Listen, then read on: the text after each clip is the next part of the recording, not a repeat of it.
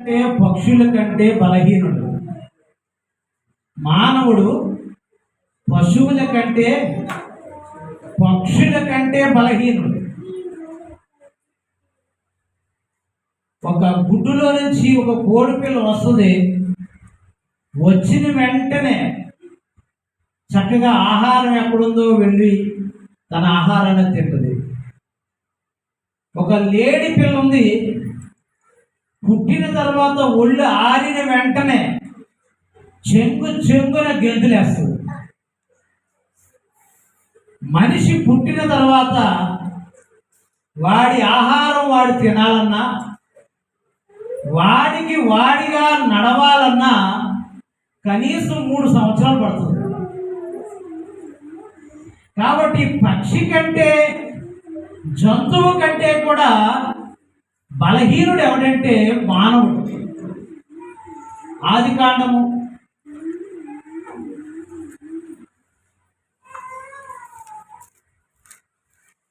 2వ అధ్యాయం 20వ వచనాన్ని పరిశీలన చేద్దాం. ఆదికాండము 2వ అధ్యాయము 20వ వచనం. సమస్త పశువులకును ఆకాశ పక్షులకును సమస్త భూజంతువులకును పేర్లు పెట్టెను.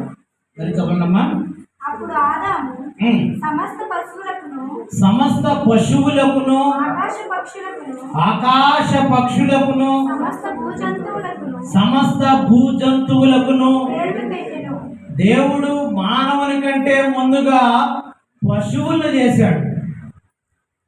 మానవుని కంటే ముందుగా పక్షులను చేశాడు. అందుకే డార్విన్ అని ఆయన అన్నాడు, ముందుగా అవి వచ్చాయి కాబట్టి, వాటి తర్వాత మనిషి వచ్చాడు కాబట్టి వాటి నుండి మనిషి వచ్చాడు అన్నాడు. జాగ్రత్త వినాలి. పక్షులను ముందుగా చేశాడు, పశువులను ముందుగా చేశాడు, తర్వాత మానవుని చేశాడు. మానవుని కంటే ముందుగా వాటిని చేశాడు కాబట్టి మానవుడు ఎవరి దగ్గర నుంచి వచ్చాడని చెప్పాడు? ఆ పశువుల నుండి, పక్షుల నుండి జీవ పరిణామ క్రమంలో వచ్చాడని చెప్పి డార్విన్ అనే శాస్త్రవేత్త చెప్పాడు. దాని ప్రకారంగా మానవుడు ఎక్కడి నుండి వచ్చాడంటే మన సమీప బంధువు ఎవరంటే కోతి. సమీప బంధువు ఎవరు? కోతి.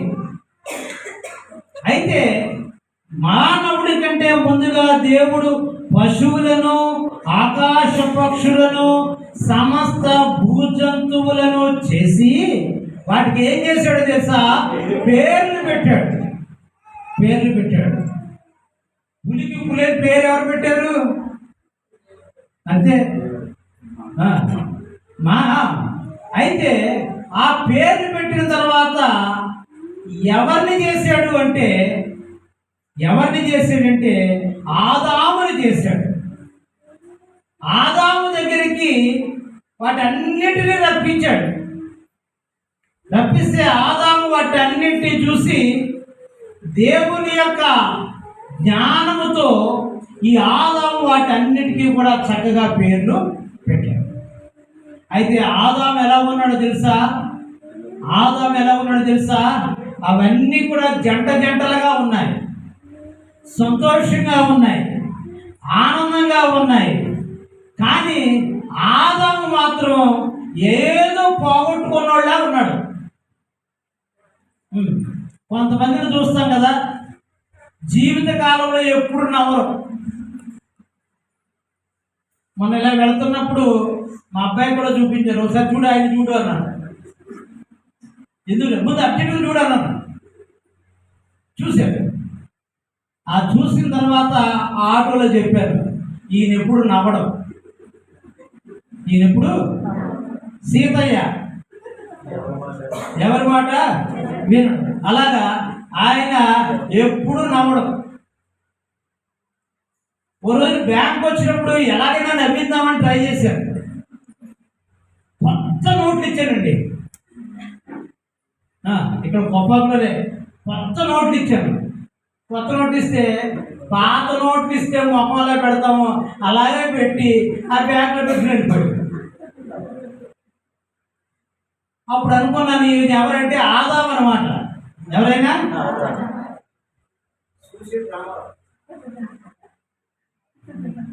బ్రహ్మాజీ బాగా తెలుసు. ఏటుకొప్పాకులో ఒక ఆయన ఉన్నాడు,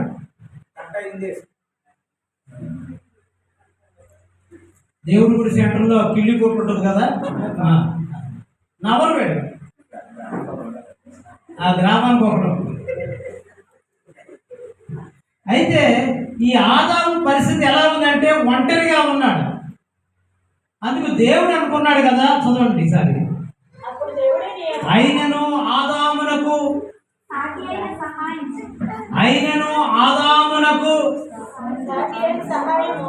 సాటి అయిన సహాయము అతనికి లేకపోయెను. దేవునికి స్తోత్రం.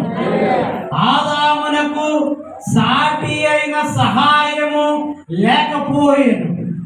జంతువులకు పక్షులకు సాటి అయిన సహాయము ఉన్నా లేకపోయినా కానీ మానవునికి మాత్రం ఏముండాలి అంటే సాటి అయిన సహాయం ఉండాలి.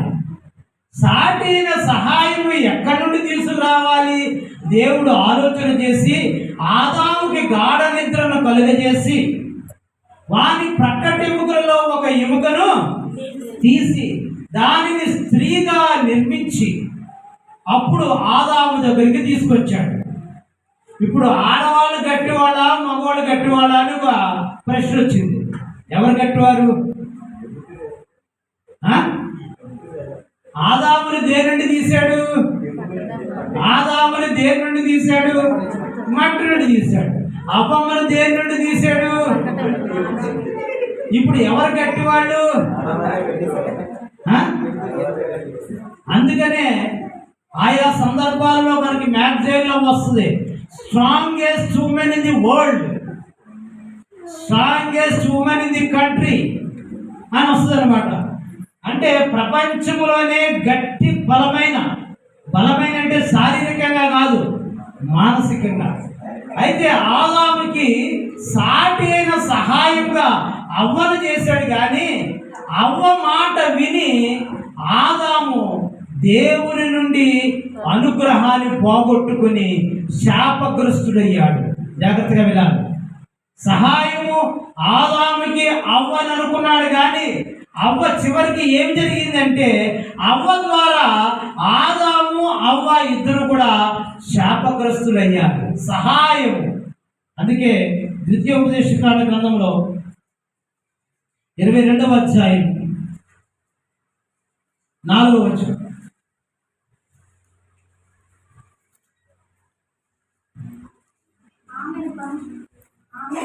ద్వితీయోపదేశకాండము 22:4.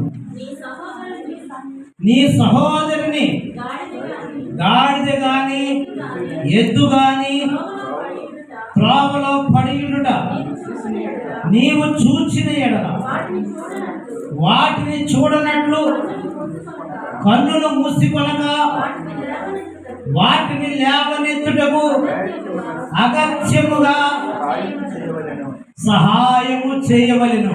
ఈరోజు అంశం ఏమిటంటే సహాయం. నీవు త్రోవలో వెళుతూ ఉన్నప్పుడు నీ సహోదరుడి యొక్క గాడిద కానీ ఎద్దు కానీ త్రోవలో పడి ఉన్నట్టు కానీ నీవు చూస్తే వాటిని చూడనట్లు అక్షయ్కి బాగా తెలుస్తుంది. అంజాన్ కొట్టాడు రా అంటారు హైదరాబాద్లో. అంజాన్ కొట్టాడంటే చూసి చూడనట్టు వెళ్ళిపోతాడు అనమాట. నీవు నీ సహోదరు యొక్క గాడిద కానీ ఎద్దు కానీ పడిపోతే అది నీవు చూసి చూడక ఉండునట్లుగా కన్నులు మూసికొనక వాటిని లేవనెత్తుటకు అగత్యముగా సహాయము చేయవలెను. దేవునికి స్తోత్రం. ఒక గాడిద కానీ ఎద్దు కానీ పడిపోతేనే నువ్వేం చేయాలి? సహాయం చేసి వాటిని లేవనెత్తాలి. నీవు దేవుని సన్నిధానానికి వస్తుంటే దారి వెంబడి ఎన్నో పడిపోయిన గాడిదలు ఎద్దులు ఉన్నాయి. నువ్వు చూసి ఏం చేస్తున్నావు? చూడకుండా ఉన్నట్టు వచ్చేస్తున్నావు. ఆ గాడిది ఎద్దు ఎవరంటే ఒకప్పుడు గాడిదను నేనే, ఆ ఎద్దును కూడా నేనే. దేవునికి స్తోత్రం. హల్లెలూయా. గాడిద నేనయ్యా, చిన్ని గాడిద నేనయ్యా. చిన్నపిల్లప్పుడు పాటలు. ఆ గాడిద ఎవరు? యేసు నా పైన కూర్చున్నాడు, ఆ చిన్ని గాడిదను నేనే. ఒకప్పుడు. ఇప్పుడు యేసయ్య నా పైన కూర్చున్నాడు, నేను చక్కగా యెరూషలేము వీధులు వెంబడి ఆలయానికి వస్తున్నాను. దేవుని మందిరమునికి వెళ్ళేదమని జనులు నాతో అనినప్పుడు నేను సంతోషించింది. దేవునికి స్తోత్రం. ఆ రీతిగా నువ్వు వస్తున్నావు, కానీ వస్తూ ఉండగా దారిలో పడిపోయిన అనేకమైన గాడిదలు ఎద్దులు ఉన్నాయి. నువ్వేం చేస్తున్నావు తెలుసా? వాటిని చూసి చెప్పాలి, వాటిని చూసి చూడనట్లు నువ్వు కళ్ళు తిప్పుకుంటున్నావు. కానీ నువ్వేం చేయాలి తెలుసా? అగత్యముగా అన్నాడు. అంటే ఇంకా గత్యంతరం లేదు. అది నువ్వు తప్ప వాటికి సహాయం చేసేవాడు ఇంకెవడు లేడు. నువ్వేం చేయాలి? వాటికి సహాయం చేయాలి. ద్వితీయోపదేశకాండంలో చూద్దాం, 33వ అధ్యాయం 26వ వచనం.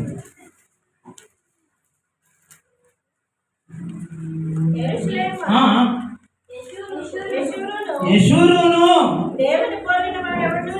దేవుని పోలిన వాడు ఎవడునూ లేడు. ఆయన నీకు సహాయము చేయుటకు ఆకాశ వాహనుడై వచ్చును. మహోన్నతుడై మేఘవాహనుడగును. యెషూరేమో దేవుని పోలిన వాడు ఎవడు? అసలు ఆయన యొక్క వాహనం ఏమిటో తెలుసా? చాలా మంది ఈ రోజుల్లో విశ్వాసులు వాళ్ళ దైవజనుడి గురించి చెప్పుకుంటున్నారు.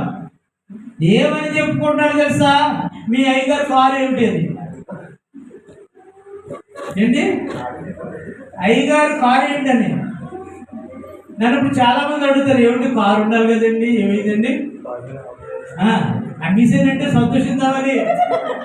నేను కారు మీద రాలేదని కాదు వాళ్ళ బాధ, నాకు అర్థమైపోతుంది. లేదు బాబు అమ్మేసానంటే కారు లేకుండా పోయిందని మాట అని సంతోషిద్దాము. ఆ మాట నా నోటి వెంబడి చెప్పిందామని చెప్పి ఎంతమంది అడుగుతారు?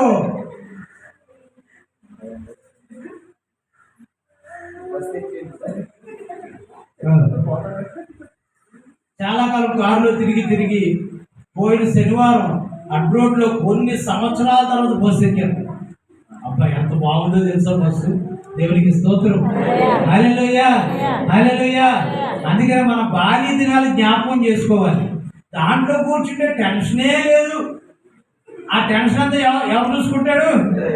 ఆయన చూసుకుంటాడు. నేను చేస్తున్నాను అనుకో, ఆడొస్తున్నాడా ఈడొస్తున్నాడా, దగ్గరలో హాస్పిటల్ ఉందా, పెట్రోల్ అయిపోతుందా, బంక్ ఎక్కడ, టైం కొంచెం గాలిపోయినట్టు ఉందేటి, కొంచెం లాగుతున్నట్టు ఉందేటి, సైడ్ విసురుతున్నట్టు ఉందేటి, అద్దాలన్నీ వేస్తున్నాయా, ఎవడన్నా చేయబెట్టేటాడా, పడపడతాడు. ఇవన్నీ ఎంత హాయిగా ఉందో.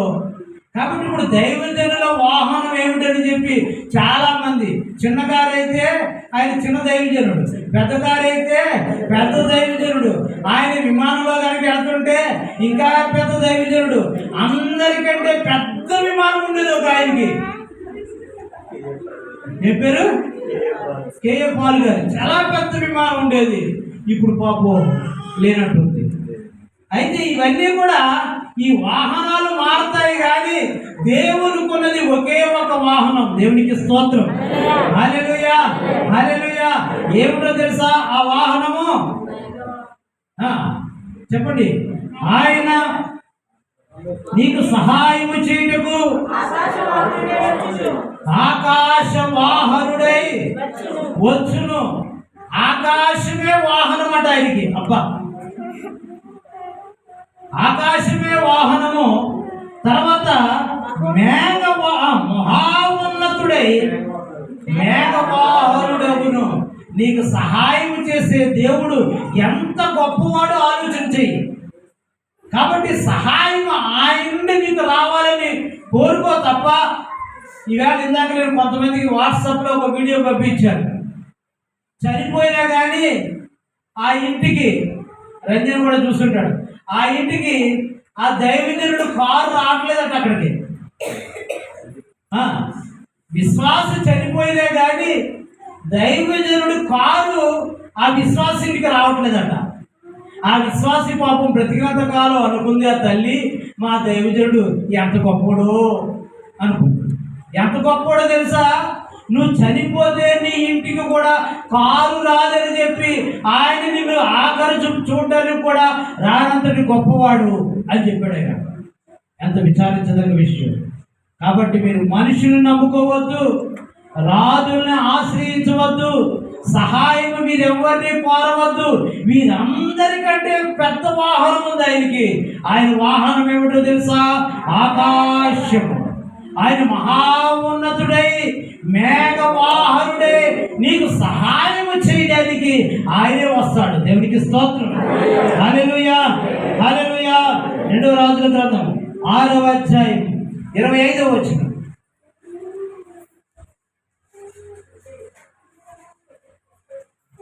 2వ రాజుల గ్రంథం 6వ అధ్యాయం 25వ వచనం. అప్పుడు షోమ్రోనులో గొప్ప క్షామము కలిగిన, వినాలి జాగ్రత్తగా, షోమ్రోను అనే పట్టణంలో క్షామము కలిగిందట. క్షామం అంటే కరువు. ఏంటది? కరువు. కరువు ఎప్పుడు వస్తుంది తెలుసా? వర్షం లేనప్పుడు. ముఖ్యంగా భూమి అంతా నెరలు విడిచింది.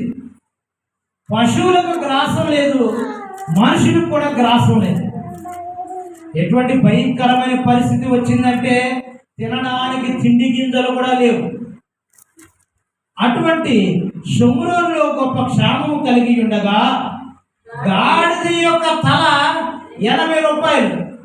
ఏ తల? అబ్బా, తలకాయ మాంసం.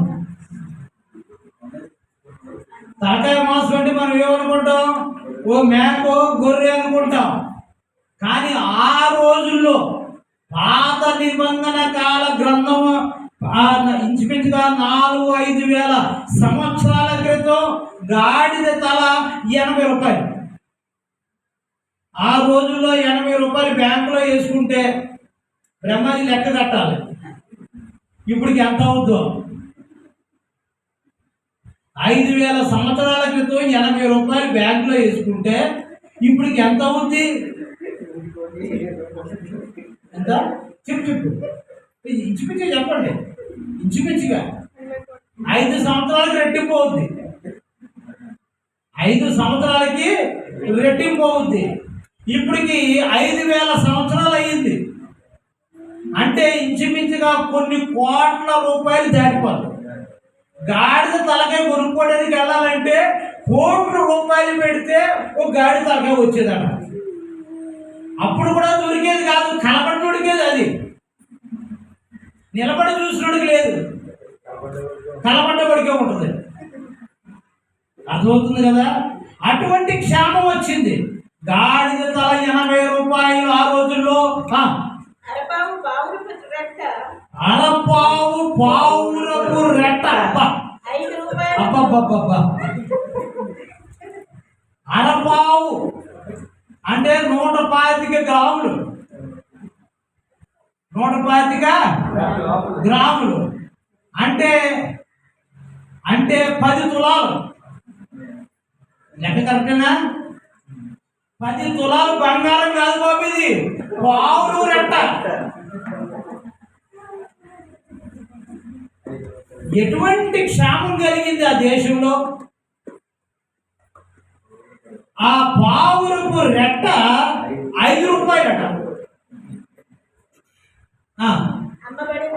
అమ్మబడింది. అన్నారు, వాళ్ళు అమ్మారు.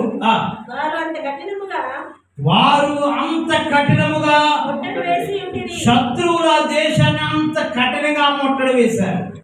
ఏమి దొరకనివ్వట్లేదు ప్రజలకి. ఏమి దొరికినా కానీ కొనుక్కుని తినేస్తున్నారు. ఎటువంటిది కొనుక్కుంటున్నారంటే గాడి తలకాయ కొనుక్కుంటున్నారు, పావులు రెట్ట కూడా కొనుక్కుంటున్నారు. పావులు రెట్ట ఎందుకు? ఇంత ఖర్చు పెట్టి పావులు రెట్ట ఎందుకు? తినడానికి. మీరు నవ్వుతున్నారు కానీ మరి పూర్వకాలంలో గాడిద పెట్టే దాని ఏమంటారు, పేడ అనుకోండి లేకపోతే గొంతులు అనుకోండి ఏదండి, దాంతో కషాయం చేసి గర్భిణీ స్త్రీలకు పెట్టేవారు. మరి మీకు తెలుసో లేదో, తెలిసినా కానీ ఇప్పుడు ఎవరు మాట్లాడరు.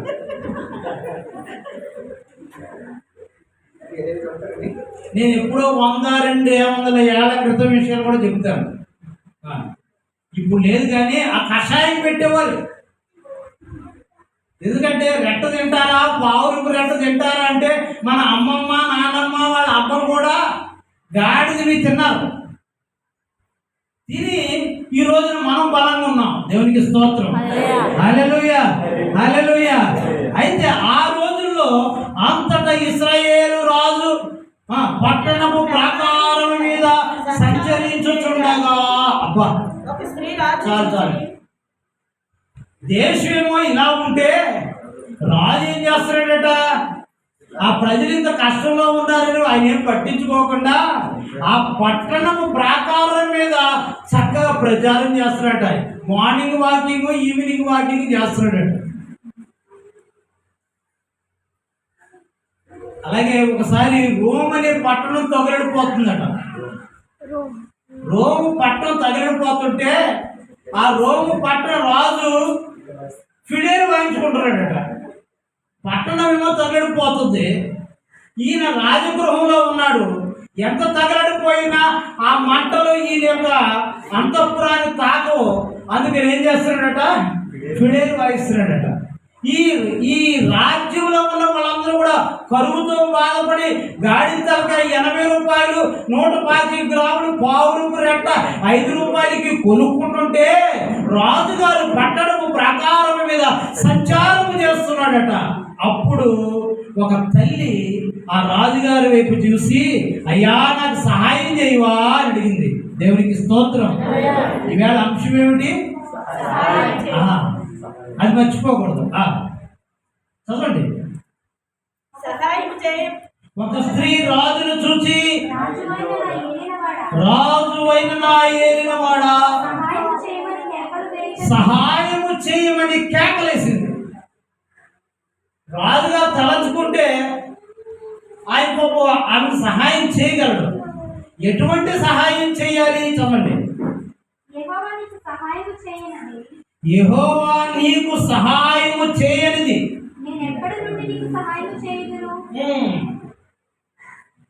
విన్నారా?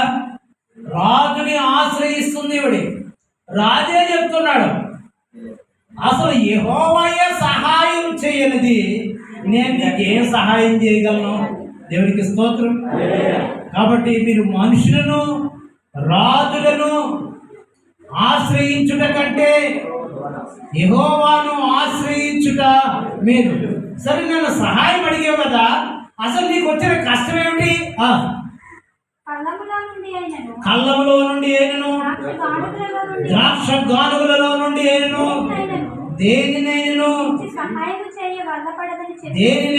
ఇచ్చి సహాయము చేయ వల్ల పడదని చెప్పి. చూసారా, నేను సహాయం చేయాలన్నా కళ్ళంలో నుండి నీకు కొన్ని గింజలు ఇవ్వలేను, ద్రాక్ష గానుగులో నుండి కొంచెం ద్రాక్ష రసాన్ని కూడా నీకు నేను తీసి ఇవ్వలేను. ఇప్పుడు అడుగుతున్నాడు, ముందు చెప్పాల్సింది చెప్పేశాడు. నువ్వు ఎటువంటి కష్టంలో ఉన్నా కానీ నేను నీకేమీ చేయలేను. మొన్న ఆయన ఫోన్ చేస్తే అతనే నాకు చేశాడు 10:30కి, సార్ నాకు కొంచెం క్యాష్ పంపించగలరా, డబ్బులు కావాలి అన్నాడు. క్యాష్ పంపించాలా? 2 రోజులు సెలవు వచ్చింది. 2 రోజుల నుంచి అడగకుండా ఇప్పుడు 10:30 నన్ను అడుగుతున్నావా అంటే వెంటనే అన్నాడు, లేదండి అది ఇంట్లోదైతే తెలుస్తుందండి, బ్యాంకులోదైతే ఎలా తెలుస్తుందండి అన్నాడు. ఏమన్నాడు? ఇంట్లో వ్యవహారం అయితే తెలుస్తుందండి, బ్యాంకులో వ్యవహారం అయితే ఎలా తెలుస్తుందండి? నువ్వు బ్యాంకు నుంచి మాట్లాడుతున్నావా, ఇంటి నుంచి మాట్లాడుతున్నావా అన్నాడు.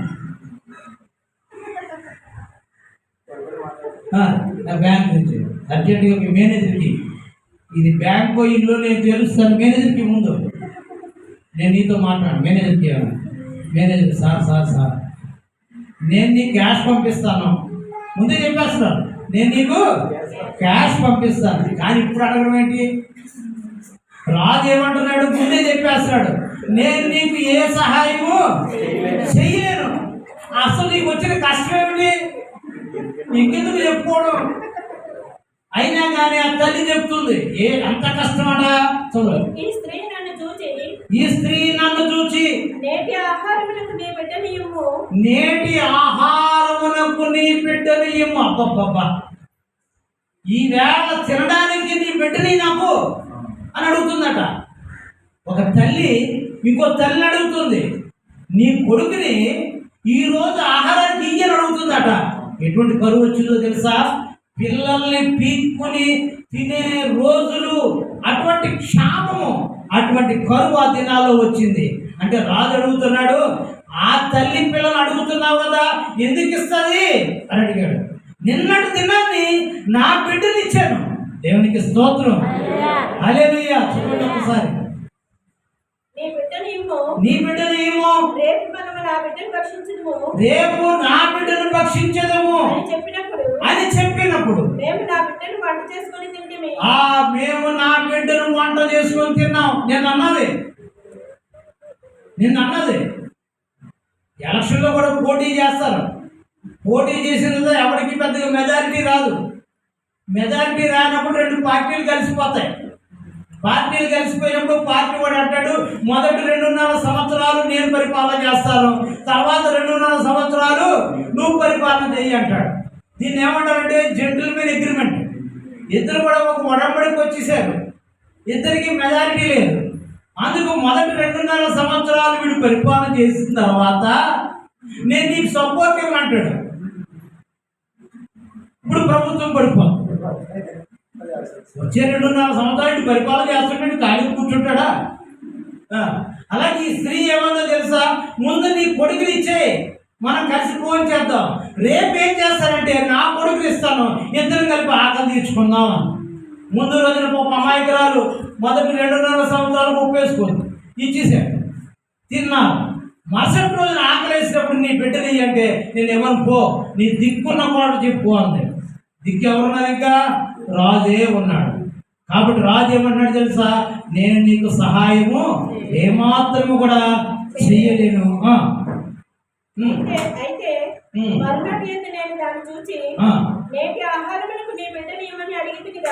కానీ అది తన బిడ్డను దాచిపెట్టను. యెషయా గ్రంథము 30వ అధ్యాయము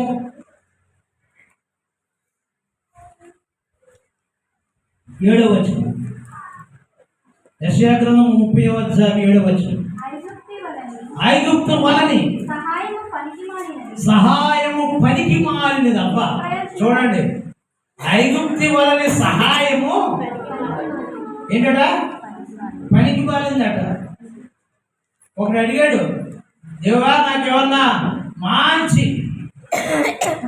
మంచి బలమైనది ఏదైనా ఇయ్యన్నాడట. ఎందుకురా అంటే నేను పెంచుకుంటాను అన్నాడట. ఏం చేశాడు తెలుసా? ఏనుగు ఇచ్చేసాడు. ఏమిచ్చాడు? ఏనుగు ఇచ్చేసాడు. సహాయమే చేశాడు. ఆ సహాయం ఎందుకు? ఇంకొకటి అడిగాడట, నాకు కూడా కావాలి, నాకు కారు వేనం చాలా బలంగా ఉండాలి, బరువుగా ఉండాలన్నాడట. నాకు తీసుకురాబ్బా చెప్పి బుల్డోజర్ ఇచ్చేసాడట. రోడ్ ఆ నర్సీపట్నం బయలుదేరితే ఎన్ని రోజులకు వస్తాడో తెలియదు, మరి ఎప్పటికి వెళ్తాడో తెలియదు. కాబట్టి సహాయం చేసాడు అనుకుంటాం, కానీ ఈ సహాయాలు కాదు. ఈ సహాయము నిష్ప్రయోజనమైనది. ఐగుప్తు వలన సహాయము పనికి మారినది, నిష్ప్రయోజనమైనది. అందుచేతను ఏమియూ చేయక ఊరకుండు గప్పాలమారి అని దానికి పేరు పెట్టుచున్నారు. ఐగుప్తు వలన నీకు సహాయం వస్తుంది అనుకుంటున్నావేమో, నీకు ఏ సహాయం రాదు. ఒకరు వచ్చినా కానీ అది పనికి మారినది, నిష్ప్రయోజనమైనది. ఇశ్రాయేలు, ఐగుప్తు వలన సహాయం పొందుతావా? నిన్ను నిర్మించిన వాడు ఎవరో తెలుసా? దేవుడైనా యెహోవా. నీకు సహాయం ఎక్కడి నుండి రావాలంటే అక్కడి నుండి రావాలి. 121వ కీర్తన 1వ వచనం.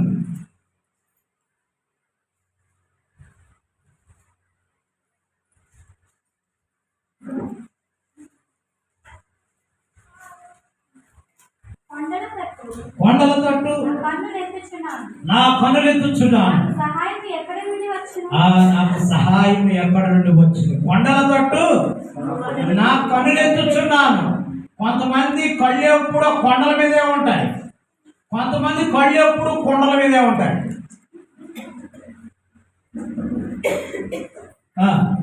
2:30 అయిందా?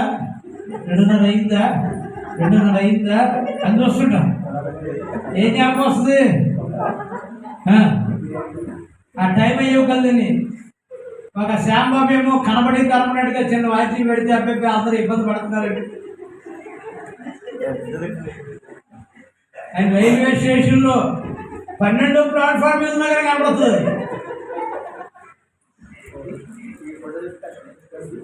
అయితే చాలా మంది పనులన్నీ కూడా కొండల మీద ఉంటాయి, సహాయం కలుగుద్దని.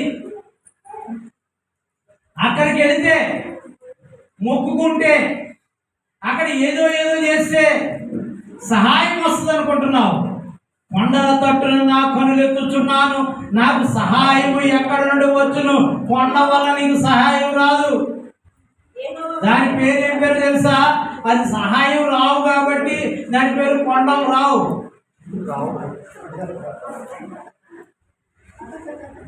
ఏ మాత్రం సహాయాలు మీకు రావు కాబట్టి దాని పేరు ఏం పేరు? రావు. రాజమండ్రిలోనే బ్యాంక్ ఒకసారి వెళ్ళాను. అంటే అదే బ్యాంకులో పైన ఉన్నా, నేను కింద ఆఫీస్కి వెళ్ళాను. నాకు తెలిసిన అకౌంట్ క్లోజ్ చేసేయండి, ఇంకా అక్కర్లేదట. నాకు తెలిసినోడు ఉన్నాడు అక్కడ. అతను లెక్క పెట్టి 3,200 రూపాయలు కట్టండి అన్నాడు. ఊరు ఇదేట్రా, అతని అకౌంట్ అతను క్లోజ్ చేసుకోవాలంటే 3,200 రూపాయలు కట్టాలా అన్నా. అవును కట్టాలి అన్న. అతని పేరు శ్యామలరావు. ఏం పేరు? శ్యామల్. అప్పుడు నాకు చాలా కోపం వచ్చాను. ఒరే మీ ఇద్దరు కలిసి ఒకేసారి జాయిన్ అయ్యాను. ఇక్కడ కొండలరావు, వెంకట్రావు, భాస్కర్రావు, శంకర్రావు, శాసగిరిరావు, సుబ్బారావు, బాబురావు, వీళ్ళందరినీ ఇక్కడే వేసారా? మీరు చెప్తేనే ఉన్నారు మాకేమీ రావని. మీకేమి రావని మీరు చెప్తేనే ఉన్నారు, కానీ మీకేదో వచ్చనుకొని బ్యాంకు ఈ రావులందరినీ కూడా ఏదో వచ్చనుకొని ఒకే బ్యాంకులో వేసారా? మీరందరూ కష్టపడి వచ్చే సంవత్సరం స్కేల్ 5లో ఉన్న బ్రాంచ్ని తగ్గించేసి స్కేల్ 4 బ్రాంచ్ చేసే వరకు మీరు అందరూ నిద్రపోరా అన్న.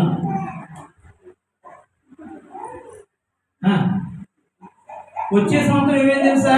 అది స్కేల్ 4 అయిపోయి సిరిపురం బ్రాంచ్ నుంచి ఒక మేనేజర్ అక్కడికి వెళ్ళాడు. ఆయన స్కేల్ 5 తీసేశారు. దేని పేరు? రావు. కాబట్టి పిల్లలకి ఈసారి ఎప్పుడు కూడా చివరిలో రావు అని పేరు పెట్టకండి. ఈ కొండల తట్టు నా కనులు ఎత్తుచున్నాను, నాకు సహాయం ఎక్కడి నుండి వచ్చును? కొండల నుంచి సహాయం రావు, అవి కొండల రావు. ఎక్కడి నుండి సహాయం వస్తుంది? యెహోవా వల్లనే నాకు సహాయం కలుగును. ఎందుకో తెలుసా? ఆయన భూమిని ఆకాశమును సృజించిన వాడు. ఆయన నీ పాదమును తొట్టిల్లనీయడు. నిన్ను కాపాడువాడు కునుకడు. ఇశ్రాయేలును కాపాడువాడు కునుకడు, నిద్రపోడు. నిన్ను కాపాడేవాడు కునుకడు, నిద్రపోడు. క్రిస్మస్ కో పాట ఉంటుంది, లాలి లాలి లాలి లాలమ్మ లాలి లాలి అని పాడరే బాలయేసునకు లాలి. యేసు ప్రభుకి ఏ పాట పాడుతున్నారు? జోల పాట. ఆయన ఏమంటున్నాడు? నన్ను నిద్రపుచ్చడానికి ప్రయత్నం చేసి అమ్మ నిద్రపోవాలి తప్ప పిల్లలు నిద్రపోవాలి.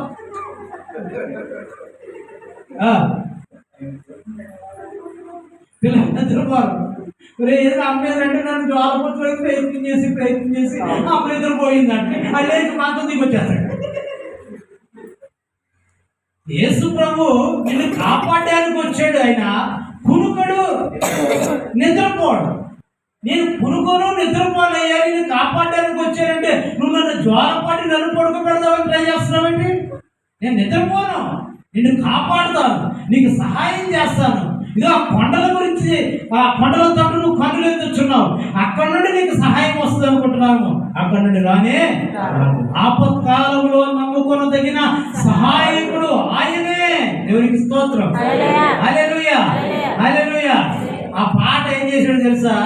ఒక అబ్బాయి పందులు కొట్టాడు. మీ క్రిస్మస్ క్యారల్స్కి వెళ్తే ఒక అబ్బాయి పాడుతాడు, లాలి లాలి లాలి అని. మళ్ళీ ఇంకా వీడు సొంతంగా చిన్నపిల్లలు పడుకోబెట్టినట్టు పాడేస్తున్నాడు.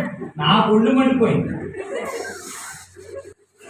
అందుకు ఒళ్ళు మండిపోయి డైరెక్ట్గా చెప్పరు కదా, ఇండైరెక్ట్గా చెప్పారు. ఈ పాట ఎవరు రాసాడు కానీ చాలా తప్పు. ఆయన పడుకోని అంటున్నాడు. పడుకుంటే ఏం జరుగుతుందో తెలుసా? ఆయన కనుక ఒక్కసారి కన్ను రెప్పేస్తే ఏమవుతుందో తెలుసా? ఒక రోజున శిష్యులతో కలిసి ఆ పడవలో ఆ నావలో ప్రయాణం చేస్తున్నాడు. ఆయన అమరం మీద కొంచెం తలవాల్చాడు. బైబిల్ గ్రంథం మొత్తం మీద ఎక్కడా కూడా యేసు ప్రభు నిద్రించినట్టుగా లేదు. నిద్రించగా ఒక్కసారి అలాగా కన్ను మూసాడు. శిష్యులు పరిగెట్టుకుంటూ వచ్చి, బోధకుడా మేము నశించిపోతున్నాము అన్నారు. ఏమైనా ఏంటంటే, ఇదిగో సముద్రంలో గొప్ప తుఫాను అలజడి చెలరేగింది అన్నాడు. ఒక్కసారి యేసయ్య గనక కన్ను మూస్తే ఏమవుతుందో తెలుసా? ప్రపంచమంతా ప్రళయం వచ్చేస్తుంది, నశించిపోతాము. అందుకని ఆయన నేను నిద్రించను, నేను కునుకను, నిన్ను కాపాడుతాను, నీకు సహాయం చేస్తాను అని యేసయ్య చెప్పాడని చెప్పారు. కొన్ని రోజులు పోయిన తర్వాత పాట పాడుతున్నప్పుడు ఇలాగే పాట పుస్తకం నాకు అందించాడు. అందిస్తే ఆ పాట పుస్తకం ఇలా చూశాను. ఆ పాట దగ్గర అబ్బాయి సున్నా ఇలా చుట్టాడు. ఈ పాట పాడకూడదు, ఎందుకనగా ఇశ్రాయేలును కాపాడువాడు కునుకడు, నిద్రపోడు. దేవునికి స్తోత్రం. హల్లెలూయా, హల్లెలూయా. కాబట్టి తెలియనప్పుడు మనం తెలియజేస్తే ఎప్పటికైనా ఆ యొక్క విత్తనం పనిచేస్తుంది. ఇక్కడ యేసయ్య ఆయన ఆపత్కాలంలో మనకు నమ్ముకొనదగిన సహాయకుడు. యెషయా గ్రంథము 41వ అధ్యాయం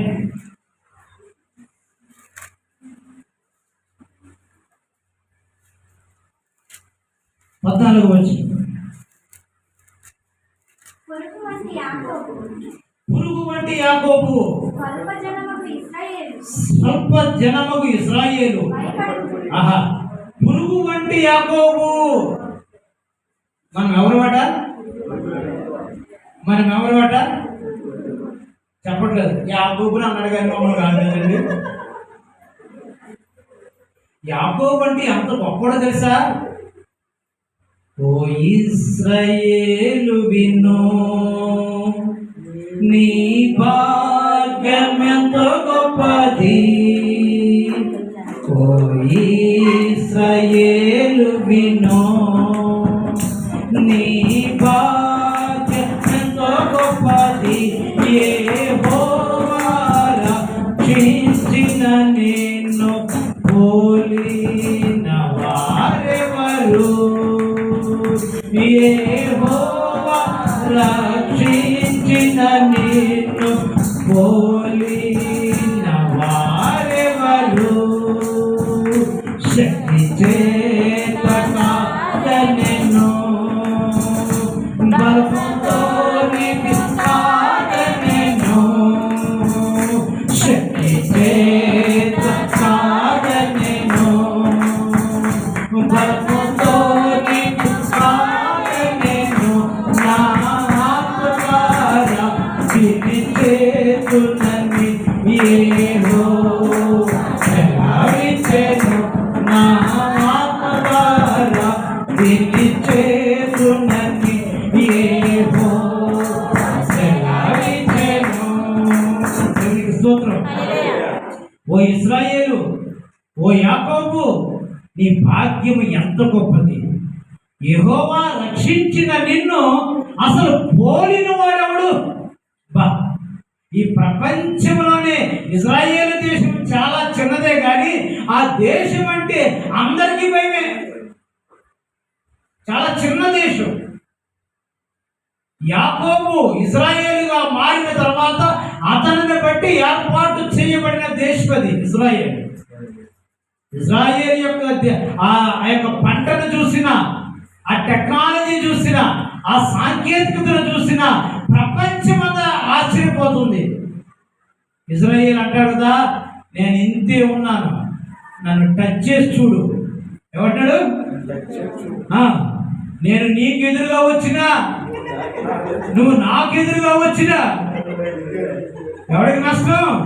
నీకే అంటున్నాడు ఇజ్రాయేల్. దేవునికి స్తోత్రం. హల్లెలూయా. కాబట్టి అటువంటి ఇజ్రాయేలుని దేవుడు ఏమంటాడు తెలుసా? ఓ పురుగు వంటి యాకోబు. మనం ఎవరు? ఈ మాత్రం దానికి విడిచిపడిపోతుంటాం, నా అంత తోడు లేడని. నువ్వు ఎంత విడిచిపోయినా దేవుడు ఏమంటాడు తెలుసా? పురుగు వంటి యాకోబు. ఎందుకంటే అసలు నీకంటే ముందు నేను వాటిని చేశాను. నీకంటే ముందు నేను ప్రాకు పురుగులను దేవుడు మానవుని కంటే ముందుగా ఏర్పాటు చేశాడు. మనం చనిపోయిన తర్వాత అర్జెంటుగా తీసుకెళ్ళిపోతారు. కొంచెం లేట్ చేశాడు అనుకోండి, మనకు పట్టేవేమిటి? అంతే. కాబట్టి పురుగు అయిన యాకోబు స్వల్ప జనముకు ఇజ్రాయేలు మేము ఎంతమందో తెలుసా అంటాడు. మేము ఎంతమందో తెలుసా అంటాడు. నేనంటాను, నువ్వు మంది ఎంత అయినప్పటికీ కూడా మా దగ్గర మంద ఎంతో తెలుసా అంటారు. దేవునికి స్తోత్రం. హల్లెలూయా. మంది కాదు కావాల్సింది దేవునికి. ఏం కావాలి? మంద కావాలి. కాబట్టి మా మంద ఎంతో తెలుసా అంటాం. కొన్ని రోజుల క్రితం అక్షయ్ మొత్తం మన సంఘం అంతా తరఫున పోరాటం చేసేవాడు. అని ఎవరో చెప్పారు, మేము ఎంతమందో తెలుసా అని. మన దగ్గర ఎంతమంది ఉంటారు? నిజం మాట్లాడేవాళ్ళని, వాక్యం చెప్పేవాళ్ళ దగ్గర ఎక్కువ మంది ఉన్నారు. ఎప్పుడైనా ఎక్కడైనా తక్కువ మంది ఉన్నారంటే అర్థం ఏంటంటే అక్కడ దేవుని వాక్యం చెప్పబడుతుంది అనుకోవాలి. ఎక్కడైనా ఎక్కువ మంది ఉన్నారనుకోండి, దేవుని వాక్యం తప్ప మిగిలినవన్నీ ఉన్నాయనుకోవాలి. ఇంక ఏమీ చేయలేక అక్షయ్ ఎవరు తెలుసా? మా అయ్య గారికి మీ అయ్య గారికి వాక్యంలో పోటీ పెడతాం.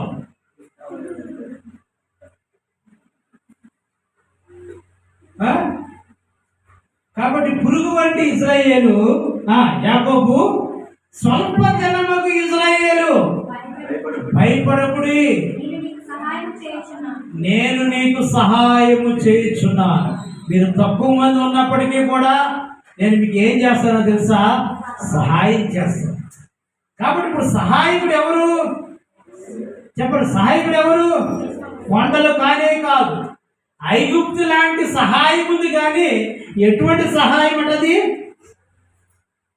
ఐగుప్తు వంటి సహాయం చదివాం ఇందాక. నిష్ప్రయోజనమైనది, పనికి మారినది. అందుచేత ఏమీ చేయక ఊరకుండు గప్పాల మారి. అబ్బా, దాని పేరేం పేరు? గప్పాల మారి. అంటే అన్ని గొప్పలే, అన్ని గొప్పలే. లక్షలు కోట్లలోనే మాట్లాడతారు తప్ప వందల్లో వేలలో మాట్లాడు. మనం తగ్గుతుంటారు కొంతమంది. ఎప్పుడు చూసినా లక్షలు కోట్లే, ఇంకా వందలో వేలు ఎప్పుడూ మర్చిపోయారు అన్నమాట. మరి మంచిదే, అన్ని వినడం వల్ల మనకి ఏమిటి ఉపయోగం? దాన్ని ఏమంటారంటే గప్పాల మారి.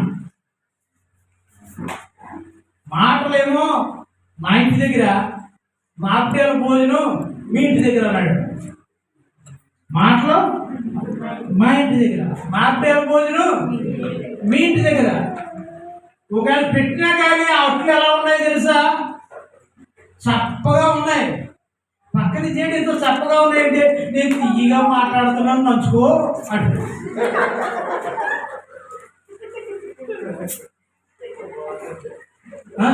నేను తీయగా మాట్లాడుతున్నాను కదా, నువ్వు ఎంత తీయగా మాట్లాడితే ఈ చప్పడట్లు తీయగా అవుతాయి. వీళ్ళు ఏమంటారంటే గప్పాల మారి, అంటే డంబము, అన్నీ గొప్పలే. ఆ చెప్పేవాడిని చూసి నీవేమన్నా ఉపయోగం ఉందనుకుని వాళ్ళు వెంటపడుతున్నావేమో, అది నిష్ప్రయోజనమైనది, పనికి మాలినది. పురుగు వంటి యాకోబు, స్వల్పజనమకు ఇజ్రాయేలు, భయపడకుడి, నేను నీకు సహాయము చేయించున్నాను అని యెహోవా సెలవిచ్చుచున్నాడు. నీ విమోచకుడు ఇజ్రాయేలు పరిశుద్ధ దేవుడే. దేవునికి స్తోత్రం. హల్లెలూయా. మన లూకాసు మత్తయి సువార్తలో ఒక మాట చదువుతాం, త్వరగా 5 నిమిషాల్లో ముగించేస్తాం. మత్తయి సువార్త 15వ అధ్యాయం 25వ వచనం. ఆయనను ఆమె వచ్చి ఆయనకు మొక్కి, ప్రభువా నాకు సహాయము చేయమని అడిగాను. ఎవరామె? తూరు సీదోను ప్రాంతముల నుండి కనాను స్త్రీ ఒకటి వచ్చి, ఆమె ఇజ్రాయేలీరాలు కాదు, అన్యురాలు. ఎక్కడి నుండి వచ్చింది? తూరు సీదోను ప్రాంతం నుండి వచ్చింది. ఏమిటంటే వచ్చిన కష్టం, ఆ కుమార్తెకు దెయ్యం పట్టింది. ఏం పట్టింది? దెయ్యం పట్టింది. ఆ దెయ్యం పట్టిన కుమార్తె చాలా బాధపడుతుంది. ఎన్నో ప్రయత్నాలు చేసింది. ఎక్కడెక్కడికో వెళ్ళింది. అదన్నది ఇదన్నది. మనకు అవసరం అని చెప్తే ఏం చెప్తే అది చేస్తాం. కొంచెం ఎండుమిరపాయలు వేసి ఆ బొగ్గులో పడేయాలి, నిప్పులో వేస్తే దెయ్యం పారిపోలేదు, వేసిన పారిపోయారు.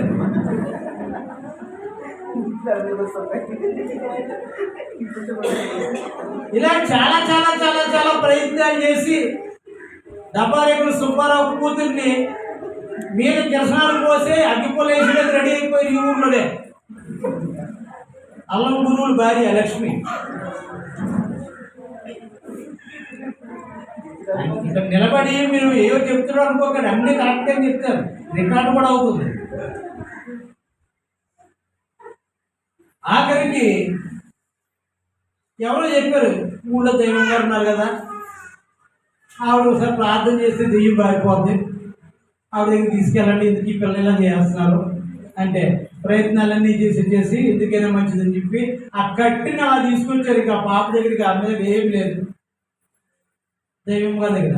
ఆ అమ్మగారి దగ్గర ఉన్న తత్వం ఏంటంటే, మీకు ఎవరికి వద్దా నా దగ్గర తీసుకొచ్చేయండి. దేవునికి స్తోత్రం. క్యాన్సర్ అని చెప్పి బాధపడుతున్నారా? పంచికొట్టు అప్పారావు గారి భార్యని, నా రమణమ్మని నా దగ్గర తీసుకొచ్చి నా దగ్గర ఉంచేయండి. కొండమ్మని గారు కొట్టేస్తున్నాడా జంగం అప్పారావు? ఆ కొండమ్మ రాత్రి ఇక్కడ పడుకో, జంగం అప్పారావు అని ఎవరమ్మని ఇది గుమ్మం దాటి లోపలికి రాలేడు, లోపల అడుగు పెట్టేబట్టే. ఇదేమిటో తెలుసా? ఆశ్రయపురము. దేవునికి స్తోత్రం. హల్లెలూయా. మనదా గోవిందమ్మ గారి కోసం ఎవడో బెదిరిస్తున్నాడా? గోవిందమ్మ రాత్రి ఇక్కడ పడుకో, ఆడి దరిదాపులకు రాడు. ఈ చుట్టూ దేవుని దూత కావలి ఉంది. దేవునికి స్తోత్రం. హల్లెలూయా, హల్లెలూయా. అటువంటి ప్రార్థనా శక్తి కలిగిన తల్లి దగ్గర తీసుకొచ్చాడు. ఆ తల్లి ప్రార్థన చేయగా ఆ రోజులో నేనేదో ఎలమంచి వెళుతూ వస్తూ ఇక్కడ ఏం దొరికేవి కదా, ఆ ద్రాక్ష పళ్ళు అలాంటివి దొరికితే అమ్మగారికి ఇచ్చారు. మేము కొంచెం నీరసంగా ఉంటుంది, అమ్మగారు పెడితే పెట్టండి అని పెట్టారు. కొన్ని సంవత్సరాలు పోయిన తర్వాత ఆ తల్లి స్థలం వేద్దాం అనుకుంది. ఆ రోజు సాగర్ బాబు గారు నాకు ద్రాక్ష పళ్ళు అవి తెచ్చిపెట్టారు. అభిమానం నాకు, ఆ బాబు కొంటారేమో అడుగుతాను, ఆ బాబు వద్దంటేనే ఎవరికైనా ఇస్తాను. దేవునికి స్తోత్రం. మనసా వాళ్ళు ఆ గరువులో ఉన్న మనం వెళ్ళి చూసాం కదా, ఆ స్థలం ఆ తల్లి వచ్చింది. అమ్మాయి ఎంతకి అన్న, బాబు ఎందుకు ఇద్దాం అనుకుంటున్నాను, తీసుకున్నాను. బేరం ఆడలేదు, అభిమానంగా తెచ్చిస్తుంది. బేరం ఆడలేదు. ఆ బేరం ఆడలేదు సరి కదా, ఇంకొంచెం డబ్బులు తిరిగి ఇచ్చారు. రేపు అన్న రోజున స్థలం రేట్లు పెరుగుతాయమ్మా, ఆ రోజు నేను అనవసరంగా బాబు గారు తప్పుకి ఇచ్చానని బాధపడతాం. ఇదిగో ఈ డబ్బులు కూడా తీసుకెళ్ళి నీ పిల్లలకి ఎవరు కొనిపెట్టుకో. దేవునికి స్తోత్రం. హల్లెలూయా, హల్లెలూయా. కాబట్టి దేవుడు ఆ ఆపత్కాలంలో ఉన్న వారికి సహాయం చేసే దేవుడు. ఈ దెయ్యం పట్టిన ఈ తూరు సీదోను ప్రాంతంలో ఉన్న కనాను స్త్రీ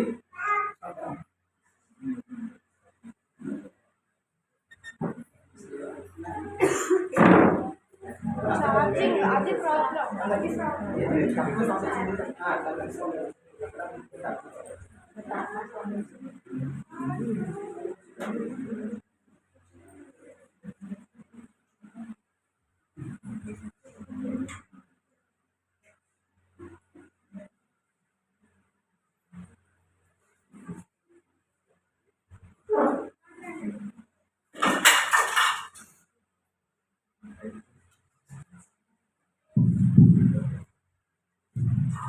ప్రభు నాకు సహాయం దయచేసి నా కుమార్తె దెయ్యం బట్టి బహు బాధపడుతుంది.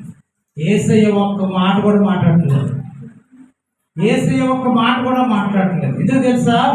ఓ యాకోబు పురుగు వంటి యాకోబు, స్వల్ప జనాంగమైన ఇజ్రాయేలు, నీకు సహాయం చేసేవాడిని నేనే అని మాట్లాడిన దేవుడు ఇజ్రాయేలీస్తులు కానీ ఈ అన్యురాలైన స్త్రీకి సహాయం చేయడానికి ఏసయ్య కూడా ముందుకు రావట్లేదు. ఆ సహోదరి వెంటబడతా ఉంది. ప్రక్కన శిష్యులు అంటున్నారు కదా, ఏదో అప్పుడు ఆయన శిష్యులు వచ్చి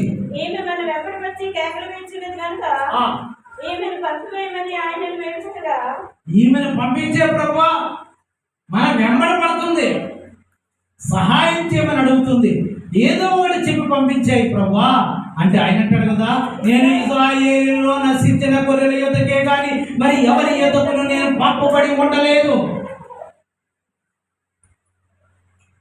ఇజ్రాయేలీలో నశించిన గొర్రెల దగ్గరికి వచ్చాడు కానీ ఇప్పుడు తూరు సీదోని ప్రాంతం నుండి వచ్చిన కనానీయురాలు.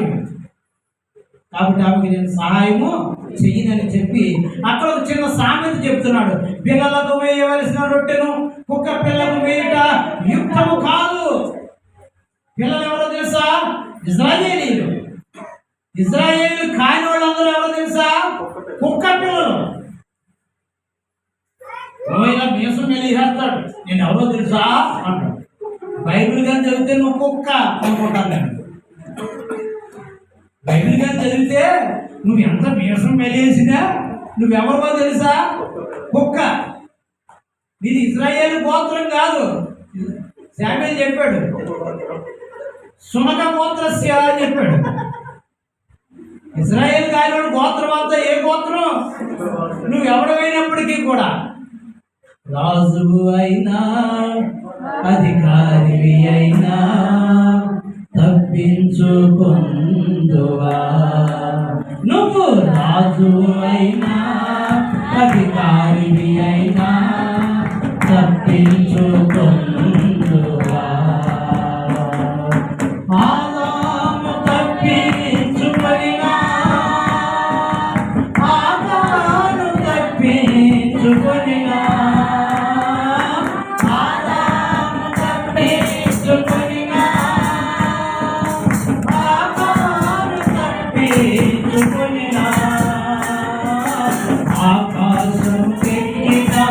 సముద్రంలో దాగిన ఆకాశముకెక్కిన సముద్రంలో దాగిన తప్పించుకుందువా. తప్పించుకుందువా దేవుని యొద్ద నుండి.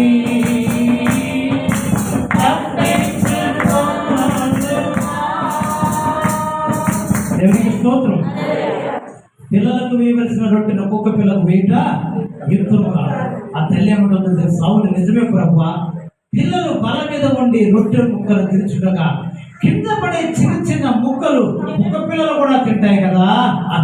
ఎంత చక్కని విశ్వాసం. నీవు పిల్లలకు వేసినట్టుగా వేయకు, కుక్క పిల్లలు కింద పడ్డ ముక్కలు తింటాయి కదా, అలాగే కనికరించు ప్రభువా.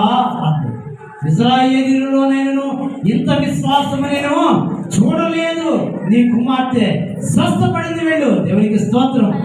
హల్లెలూయా, హల్లెలూయా. ఆ తల్లి పరిగెట్టుకుంటూ ఎంతో దూరం నుండి వచ్చింది, అక్కడ వెళుతూ ఉంది.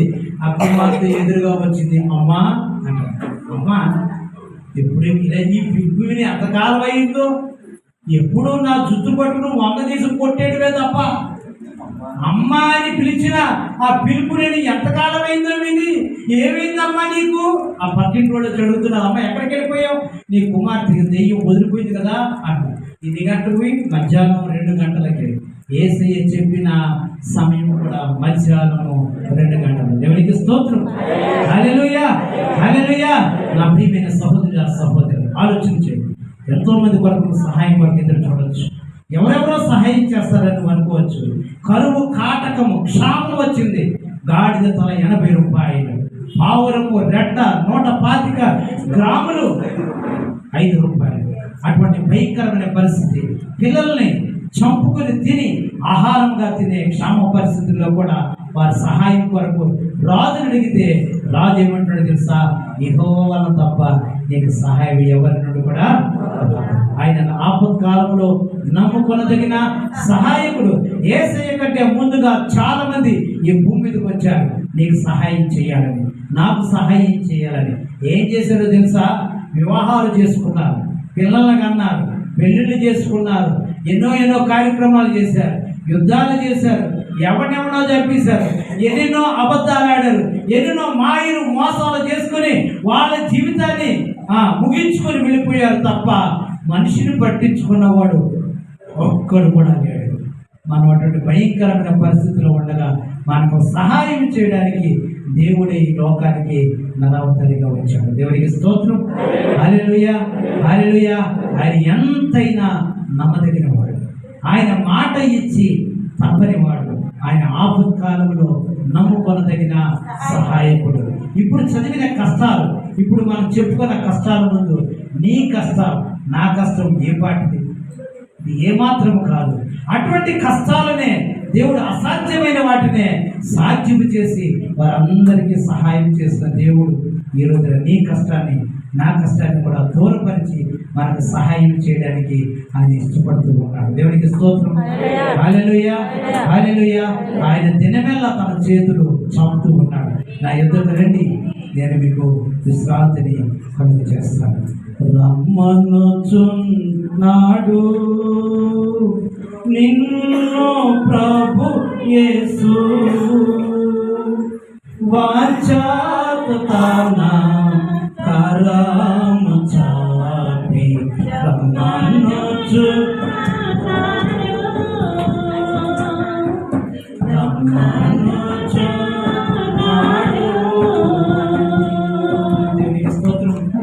ఆయన వాంఛతో ఆయన చేతులు చాపి తన సన్నిధానానికి పిలుస్తూ ఉన్నాడు. దయచేసి ఈ మధ్యాహ్న సమయంలో నువ్వు ఎటువంటి కష్టంలో ఉన్నా ఆయన ప్రార్థన చేయి. ఆయన నమ్ముకొనదగిన సహాయకుడు. నీకు నాకు సహాయం చేయడానికే ఆయన ఈ భూమి మీదకి వచ్చిన, నలవతారిగా వచ్చిన దైవ స్వరూపుడు. దేవునికి స్తోత్రం. హల్లెలూయా, హల్లెలూయా. బాప్తిస్మం పొందిన దయచేసి లేచి నిలబడినట్లయితే మన ప్రార్థనా పూర్వకంగా దయచేసి కూర్చుని శబ్దం రాకుండా నిలబడడానికి ప్రయత్నం చేద్దాం. ఎవరైతే ఎక్కడైతే ఉన్నారో అక్కడే దేవుని సన్నిధానంలో ఆయన శరీరంలో రక్తంలో వార్పుకులు పొందడానికి మనం అందరం కూడా హృదయపూర్వకంగా